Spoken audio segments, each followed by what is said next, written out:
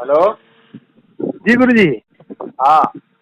मुझे याद आ रहा है हम्म। कि उस समय जैसे आप जो मुझे आप उस समय जो थोड़ी चर्चा किए थे, ये प्रश्न यही था कि आखिर इस जीवन का उद्देश्य क्या है, हम क्यों हैं, या क्या हमारे जीवन का मकसद है, मतलब है। और आपका ये था कि या तो हमको उत्तर मिले, नहीं तो इस जीवन को रखने का कोई मतलब नहीं है। हाँ, जीवन का उद्देश्य तो उद्देश्यातीत हो जाना। हाँ। हाँ, क्योंकि ये जीवन जो है ना, ये उद्देश्यों से परे है, ये बड़ा जीवन है। हम्म। इसको उद्देश्यों में हम नहीं बांध सकते। नहीं तो जैसे कहा जाता है कि ईश्वर प्राप्ति उद्देश्य है जीवन का, हाँ, तो वही उद्देश्यातीत मतलब वही तो हो गया।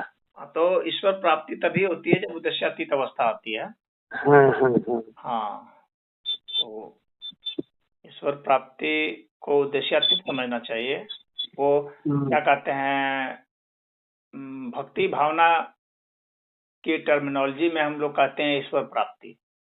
हम्म। लेकिन अगर साइंटिफिक रीजन कहा जाए, हम्म। क्योंकि ये कॉज एंड इफेक्ट के हिसाब से देखते हैं, तो फिर हम हम्म। कहेंगे कि उद्देश्यातीत है। हम्म। क्योंकि हम लोग कार्य कारण के हिसाब से करेंगे ना कि इसके पीछे क्या कारण है, इस उद्देश्य के पीछे क्या कारण है।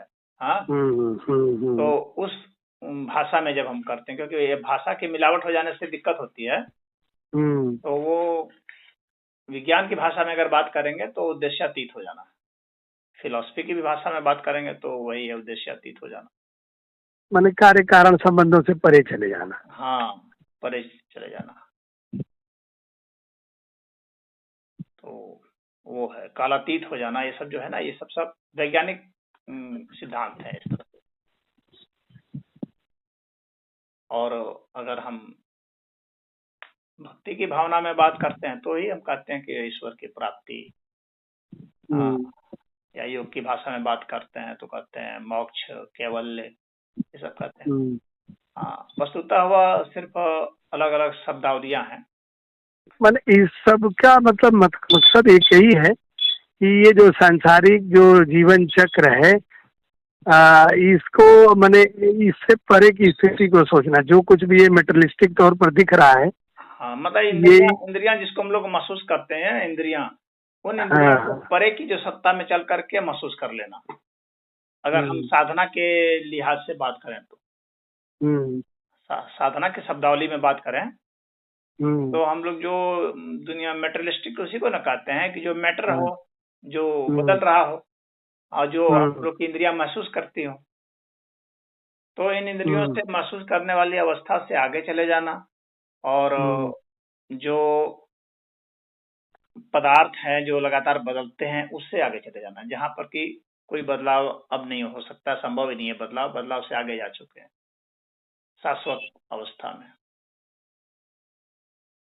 नहीं तो एक तो ये होता है कि जितनी देर मान लीजिए आपकी वह अवस्था बनी, आपने अनुभव किया और फिर आप जगत में ही रह रहे हैं, तो क्या ये निष्कर्ष फिर हमेशा बना रहता है कि जगत नहीं? ये जगत का तो स्वरूप ही है बदलाव, तो जगत तो बदलता ही रहेगा। नहीं नहीं, जैसे जो जगत से परे जाना हुआ ना, आपने कहा ना कि इंद्रियों के अनुभवों से और पदार्थ मैटर के हाँ परे की हाँ अवस्था में जाना, हाँ। तो ये जो समाधि अवस्था बोलते हैं, चाहे जो भी इसको टर्म दे दिया जाए, तो वो तो कोई भी जैसे व्यक्ति थोड़े देर के लिए रहता है, फिर वापस तो अपने रूटीन में आता है, संसार के रूटीन में। भाई, संसार में तो हम इंद्रियों से ही तो महसूस करेंगे। हाँ। तो इंद्रियों से महसूस जब भी करेंगे तो ये बदलाव ही तो होगा। ऐसा थोड़ी है कि फिर ये बदलेगा नहीं, बदलना रुक थोड़ी जाएगा, कि ये बदलता रहेगा। लेकिन उसमें अंतर क्या होगा, एक अंतर होगा बस, वो ये अंतर होगा कि इस बदलाव के बीच में जो शाश्वत तत्व है, अबदलाव की स्थिति है, वह भी वह लगातार महसूस करेगा। ये अंतर है। यही यही असली बात है। हाँ, बदलाव तो महसूस करेगा ही, परंतु साथ में उस बदलती हुई चीज में जो चीज नहीं बदल रही है उसको भी वह फील करता रहेगा लगातार, कॉन्स्टेंटली। हाँ, यह एक परिवर्तन आ जाता है दृष्टिकोण में बदलने तो का फिर तब वो बदलावों को लेकर के जो प्रभावित होता है सामान्य व्यक्ति, फिर वो उस तरीके से प्रभावित नहीं होता। प्रभावित होता है, क्योंकि वो शाश्वत तत्व को लगातार महसूस कर रहा होता है। हाँ, उन आंखों से भी महसूस करेगा, कान से भी महसूस करेगा, हर अपनी इंद्रियों से महसूस करेगा। और फिर वो बदलाव के छिछलेपन को भी देखता होगा या बदलाव की निरर्थकता को भी देखता होगा। वो निरर्थकता क्या, वो समझता है कि भाई बदलाव है, इसका ऐसा नेचर है, बस दैट्स ऑल। हाँ, उसको वैसा नहीं कैटेगराइज करेगा कि ये हीन है या वैसा है, ऐसा है, कुछ नहीं। हाँ हाँ, वो ठीक बात है। हाँ, बस ठीक है, इसका ये नेचर है, इसकी प्रकृति ऐसी है, ये बदलना है इसको, तो ठीक है बदल। लेकिन इस प्रकृति के मध्य में भी जो अबदलाव है उसको महसूस करता है। यानी प्रकृति भी जो है ना, ये कांस्टेंट चेंजिंग है। इसका मतलब है कि यह जो लगातार जो बदल रहा है, तो इसी को तो शाश्वत कहते हैं, कहेंगे फिर। मतलब ये बदलाव शाश्वत हो गया, ये बदलाव शाश्वत हो गया, क्योंकि ये सिंगल है।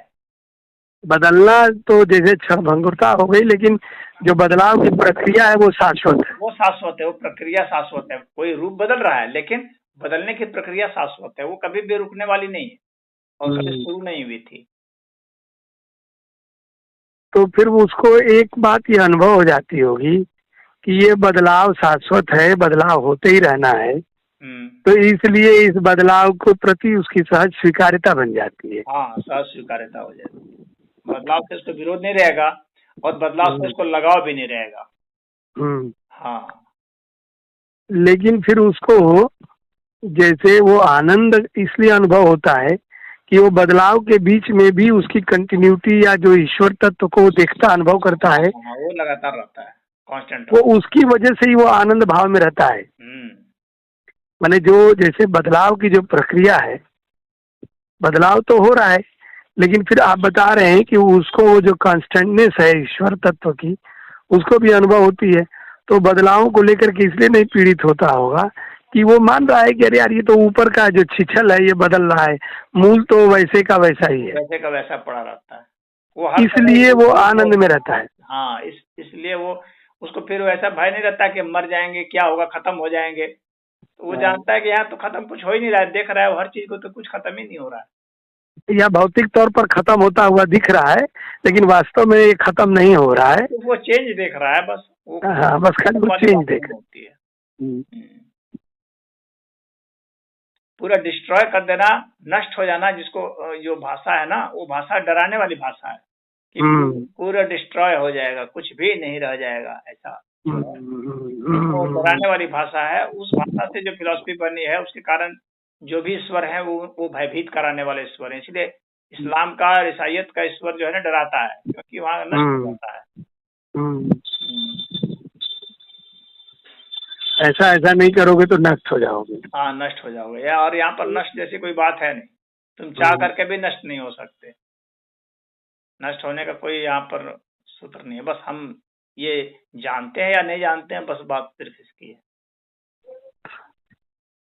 ये ट्रांसफॉर्मेशन को एक्सेप्ट करना और यह अनुभव करना कि ट्रांसफॉर्मेशन के बेस में एक कंटिन्यूटी है, एक शाश्वतता है, एक बिल्कुल अनश्वर की स्थिति है। तो गुरुजी, इतने चिंतन मनन के बाद भी मुझे जैसे लगातार ये सब चल रहा है, फिर भी ये एक्सेप्टेंस क्यों नहीं आती है गुरुजी? हाँ, उस स्तर को छूना होगा ना, और वहां पर जाने के बाद वो शाश्वतता हर समय महसूस होनी चाहिए। इसके कारण भी वो नहीं आ पाता है।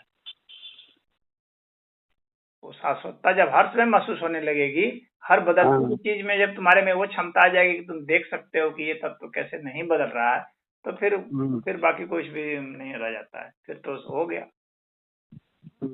उसी चीज को करना है, लगातार बदलती हुई चीज में क्या नहीं बदल रहा है, उसको लगातार महसूस करना है।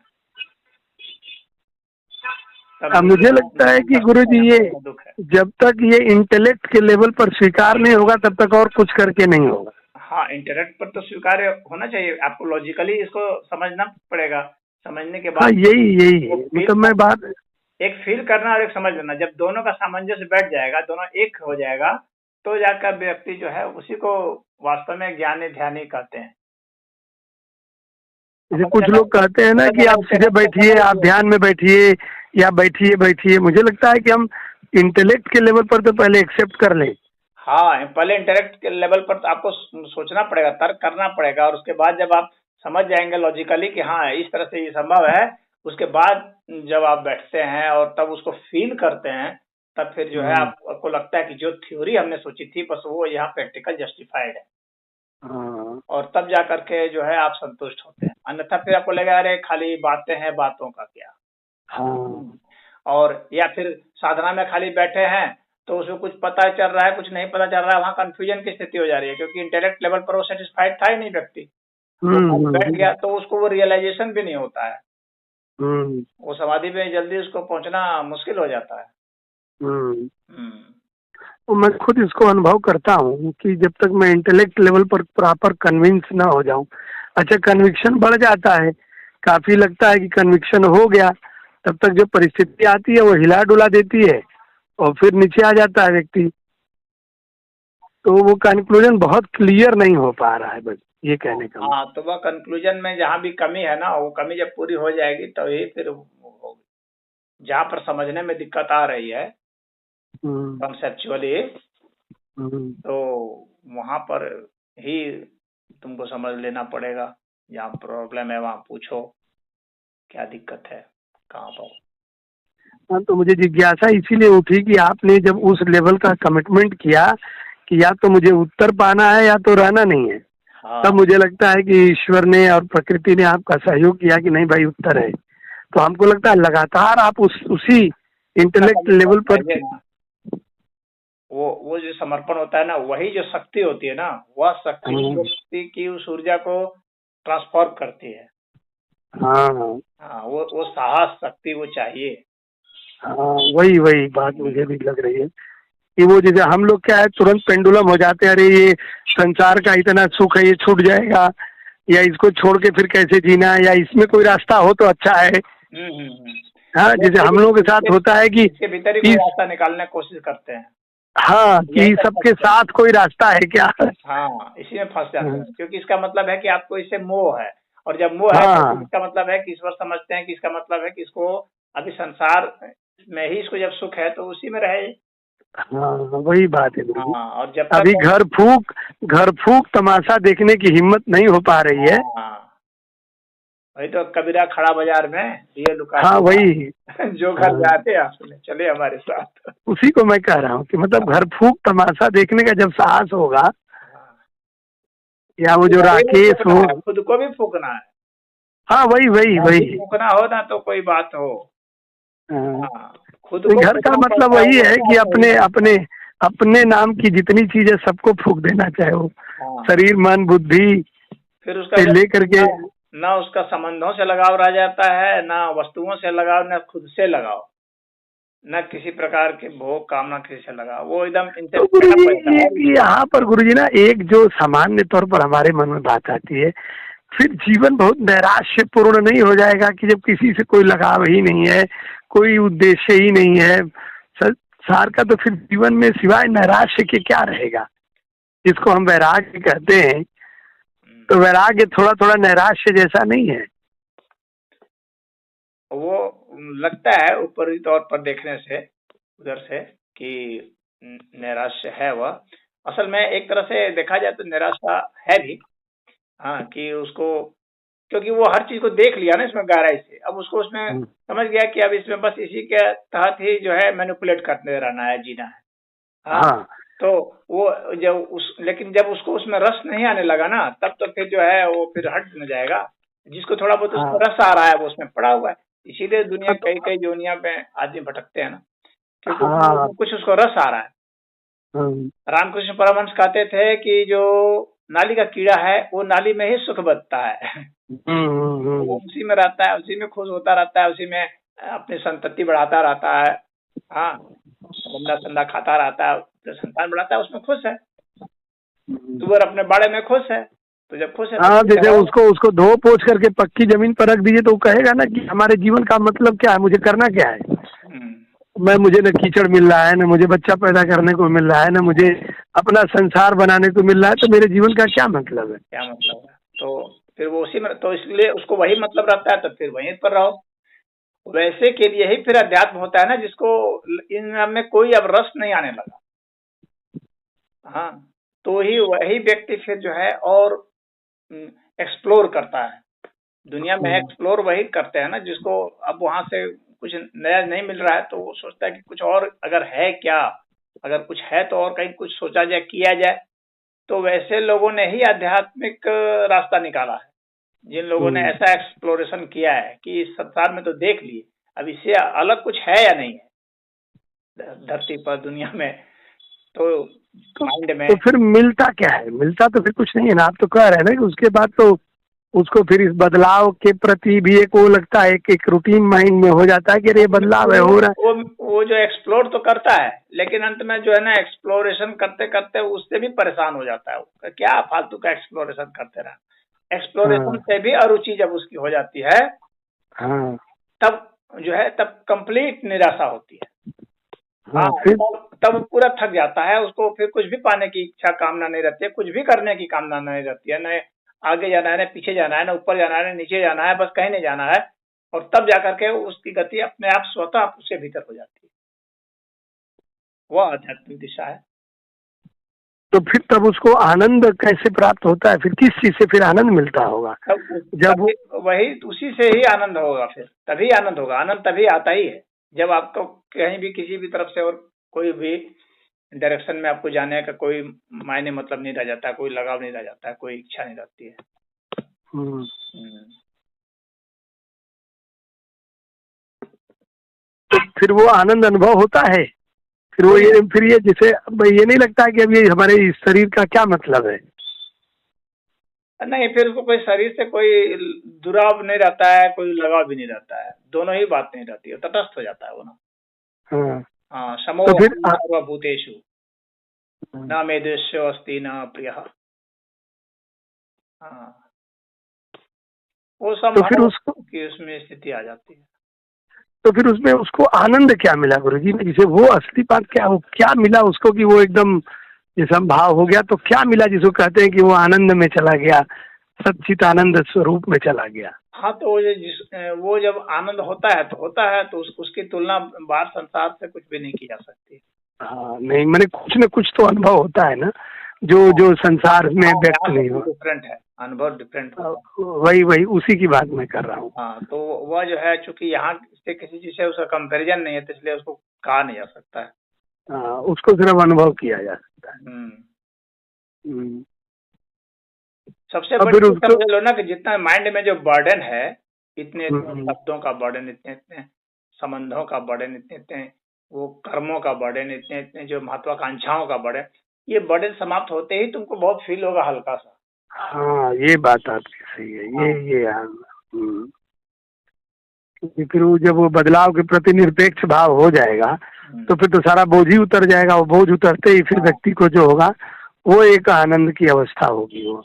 तो ये बोझ उतर जाता है ना, उसके बोझ होने के बाद ही जो है वो, उसकी एक थोड़ी सी झलक जो अवश्य होती है उसमें, जैसे हम कहेंगे कि वो तो सेकंड जो है, जिसमें तंत्र में जो कहा जाता है ना कि संभोग में के समय की, वो जब स्खलन की अवस्था होती है, वीर स्खलन की हम्म अवस्था होती है, उस समय जो हम्म, बहुत मतलब फ्रैक्शन ऑफ सेकंड के लिए जो शरीर में जो हाँ शक्ति छाती है, आनंद की अनुभूति है। हाँ हाँ, तो वो उस तरह की ही मान लो, उसके मतलब बहुत बड़ा रूप में मान लो बस। हम्म, हाँ, लेकिन इसमें चूंकि इसमें वो होती है, खुमारी तो आती है, लेकिन वो लाइट और वो इन सब बहुत सारा चीज उसमें होता है जो कि इसमें नहीं होता है, इसीलिए। हम्म, लेकिन कुछ जरूर इसके जैसा मतलब हल्का से झलक मान सकते हैं उसको। हम्म। और गुरुजी मतलब ये अगर इंटेलेक्ट लेवल पर इस बात को ही और ज्यादा स्ट्रेंथन करना कि जो ये बदलाव है और इस बदलाव के पीछे की जो शाश्वतता है, इन दोनों के कनेक्ट संबंध, और इसके जो है उस फैक्ट को एनालाइज विजुलाइज करने का जितना गहरा प्रयास हो। हाँ, क्योंकि हाँ, अंततः जो है इंटेलेक्चुअलिटी ही जो है उसको आगे ले जाती है। हम्म। हाँ, ध्यान में भी वही व्यक्ति जाएगा जो इंटेलेक्चुअल होगा। यही बात जैसे मैं एक दिन सुर पढ़ रहा था तो सदगुरु भी कह रहे थे। नहीं जा पाएगा ठेठ व्यक्ति के लिए, तो फिर वही है, भक्ति का रास्ता है। हम्म, और दूसरे दूसरे रास्ते भी हैं, लेकिन इंटेलेक्चुअलिटी बहुत मायने रखती है, क्योंकि जब तक उसे समझ नहीं होगी ना तो वो फिर रह करके वहीं गिरता है।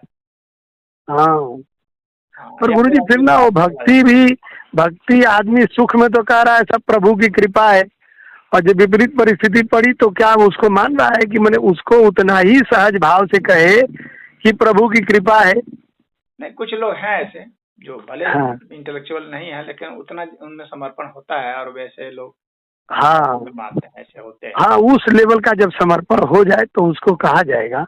हाँ,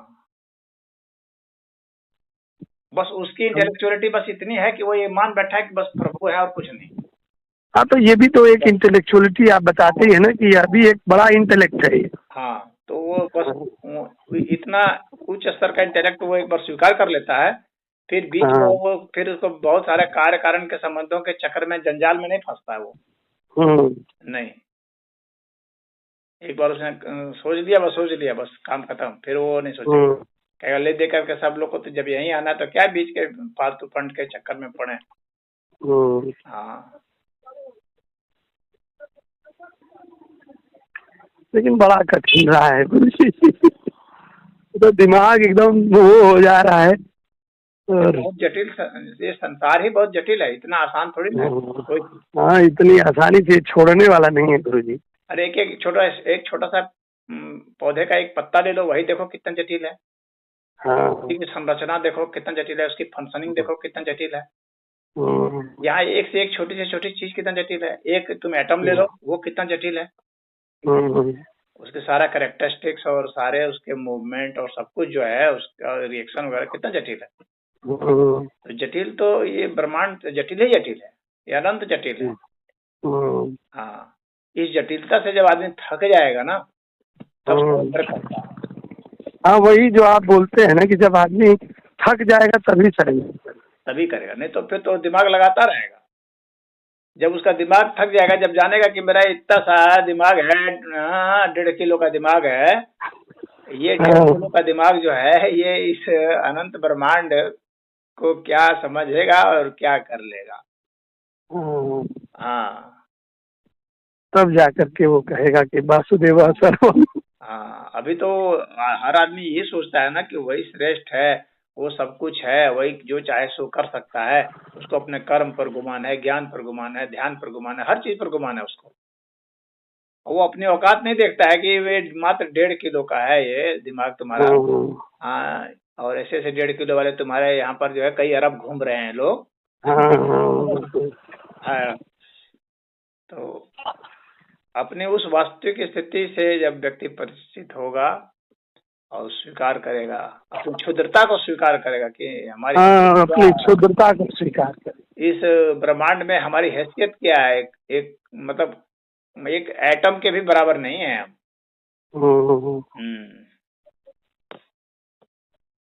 सरेंडर करेगा। हाँ, तो फिर अपने आप सरेंडर हो जाता है। और जब तक वो समझता रहता है कि मैं हूँ कुछ, यही नहीं, अहम भाव होता है ना, इसी के कारण तो नहीं हो पाता है अध्यात्म, इसी कारण संभव नहीं हो पाता है। अच्छा, दूसरा एक गुरु जी ये है कि जैसे संबंध हैं, जितने भी अपने संबंधित हैं, अब वो उनका एक अलग प्रेशर होता है। जैसे आप संसार के उसके बदलाव को प्रेशर वो नहीं मानता है ना। जो व्यक्ति आध्यात्मिक होता है उसको प्रेशर, वो ईश्वरीय मानता है, उसको चलता रहता है, ईश्वरीय आदेश मान करके उसको करता रहता है।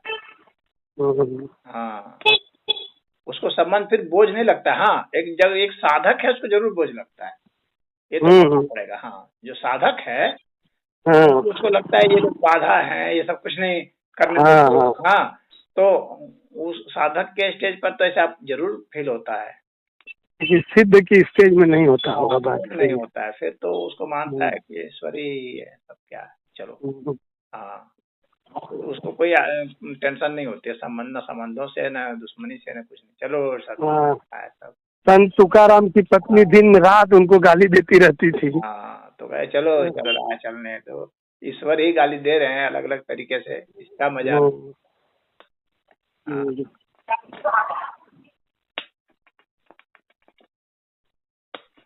ठीक है गुरुजी, लेकिन वही कहा वो है ना, बहुत कठिन है डगर पनघट की और सिंपल होता चला जाएगा, जैसे इससे अंडरस्टैंडिंग होगी ना तो बहुत सिंपल हो जाएगा फिर। सिंपल सिर्फ इसलिए नहीं हो पाता है कि व्यक्ति ने जो दुनिया बसाई है ना अपने ईगो से, क्योंकि ये दुनिया उसके ईगो का ही फैलाव है जो उसके उस दुनिया में माचिस लगाने की उसकी हिम्मत नहीं हो पाती, नहीं पड़ रही है। साहस बहुत जरूरी है, स्वतंत्रता के लिए साहस चाहिए। हाँ, वो सोचता है कि मेरे लिए कोई आजादी ला दे, वैसा समझ रहे हो? एकदम भाग नहीं लेते थे, कहते चलो कोई लाएगा, कोई भगत सिंह होगा जो लाएगा, मुझे क्या करना है।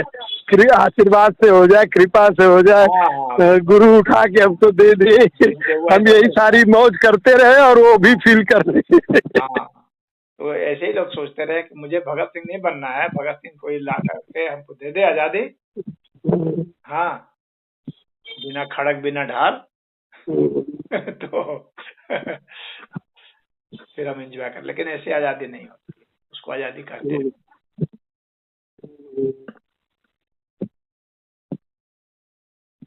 ठीक है गुरुजी, बहुत आनंद आया, बहुत आनंद आया। ठीक गुरुजी, हरिओम। हरिओम।